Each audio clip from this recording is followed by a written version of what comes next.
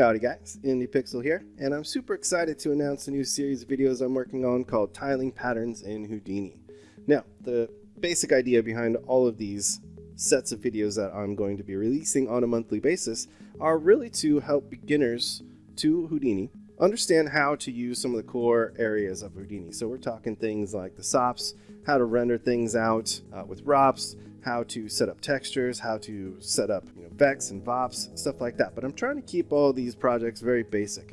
That way beginners can start to get really comfortable with setting up nodes, using scenes, using the different contexts inside of Houdini. So throughout this course, we're going to go through and create these tiling wood planks. So we're going to set up our lights. We're going to set up a mantra renderer. We're going to create an HDA out of our particular node network so we don't have to create this over and over again. Also allows you to create many variations. We're going to take a look at a bunch of different types of effects, create the high res mesh for this and have a low res mesh as well.